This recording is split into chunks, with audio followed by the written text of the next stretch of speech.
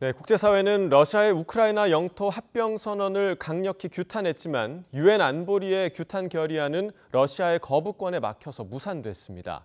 미국은 러시아가 핵무기를 사용할 경우 결정적 대응에 나설 것임을 통보했다고 밝혔습니다. 국제부 연결해서 이 소식 조금 더 알아보겠습니다. 강성훈 기자. 네, 국제부입니다.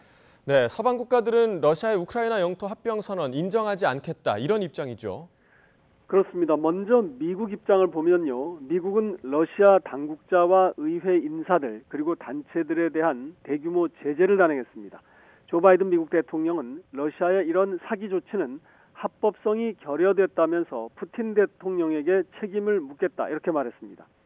미국뿐 아니라 유럽연합 EU와 북대서양 조약기구 나토 그리고 주요 7개국 G7 등은 러시아의 우크라이나 점령지 합병 선언을 역시 규탄했습니다.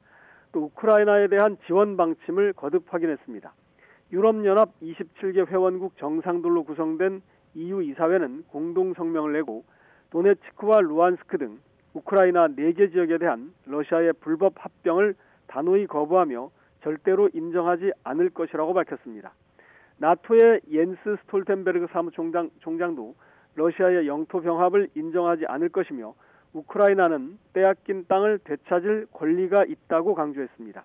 G7 외무장관들도 성명을 내고 푸틴 대통령의 우크라이나 영토 합병 시도는 국제법에 대한 노골적 무시라면서 총을 들이대고 한 가짜 주민투표를 절대 인정할 수 없다는 점을 분명히 했습니다. G7은 또 러시아의 국제법 위반 행위에 대해 정치적, 경제적으로 지원을 하는 개인이나 기업에 대해서는 추가로 제재에 나설 것임을 경고했습니다. 네, 그런데 유엔 안보리에서는 규탄 결의안 자체가 무산됐다면서요? 그렇습니다. 미국 주도로 제출된 이 러시아 규탄 결의안은 표결에는 붙여졌지만 거부권을 가진 러시아의 반대로 채택이 되지 못했습니다. 안보리 15개 이사국 가운데 10개국이 찬성을 했고 상임 이사국인 중국을 포함해서 비상임 이사국 가운데는 인도와 브라질 등 4개 나라는 기권표를 던졌습니다. 결의안 초안에는 이 러시아의 우크라이나 영토 합병 투표를 불법으로 규정하고 유엔 회원국들에 대해 이를 승인하지 말 것을 촉구하는 내용이 들어있었습니다. 법적 구속력을 갖춘 이 안보리 결의가 무산됨에 따라 미국은 구속력은 없지만 러시아의 거부권이 없는 유엔 총회 결의안 채택을 추진할 것으로 예상이 됩니다. 네, 또 미국이 항공모함을 대서양에 보내기로 했다고 하는데 이 러시아의 우크라이나 영토 합병 선언과 관련이 있습니까? 네, 직접적인 관련은 없지만 러시아의 위협에 맞서서 이 나토의 단결과 군사적 대응 역량을 과시하기 위한 것으로 보입니다. 미 해군은 최첨단 항공모함 제럴드 포드호를 주축으로 한 이 항모 전단을 모레 대서양의 작전 구역으로 보낸다고 발표했습니다. 아울러 제럴드 포드 항공모함이 북대서양 조약기구 나토 동맹국의 연합 전력과 합동 훈련에 나설 것이라고 설명했습니다. 이번 훈련에는 미국과 독일, 프랑스, 캐나다, 그리고 스페인, 덴마크, 핀란드, 네덜란드, 스웨덴 등 9개 나라의 함정 20척과 항공기 60대, 그리고 병력 9,000명이 참가할 예정입니다.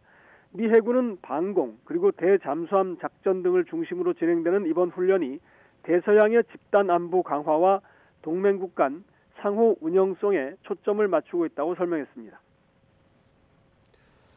네, 푸틴 대통령이 그 핵무기 사용 위협을 계속 고조시키고 있는데 미국은 어떻게 대응하고 있나요? 미국은 푸틴 러시아 대통령의 핵무기 사용 위협이 한 단계 높아진 것과 관련해서 현재 상황을 심각하다고 판단을 하고 핵무기 사용 시 미국이 결정적 대응에 나설 것임을 러시아에 통보했습니다. 제이크 설리번 미국 백악관 국가안보보좌관은 러시아가 어두운 길을 갈 경우 미국이 취할 이른바 결정적 대응을 포함해서 러시아와 직접 소통을 했다 이렇게 강조를 했습니다. 설리번 보좌관은 핵무기 사용에 따른 다양한 후과에 대해 러시아와 직접 소통할 기회가 있었다 이렇게 언급하기도 했습니다. 하지만 지금 말할 수 있는 것은 러시아가 현재 어떤 국면인지 이해하고 있다라는 점이라면서 경고 이외에 다른 대응 수단을 찾기가 어렵다는 점을 내비쳤습니다. 설리번 보좌관은 또 러시아의 핵무기 사용이 임박했다는 어떤 신호도 없지만 현재 주의 깊게 감시를 하고 있으며 상황을 매우 심각하게 받아들이고 있다고도 말했습니다. 토니 블링컨 미국 국무장관도 멜라니 졸리 캐나다 외무장관과 회담을 가진 뒤 공동회견에서 러시아의 핵 사용 문제를 심각하게 보고 있다 이렇게 말했습니다.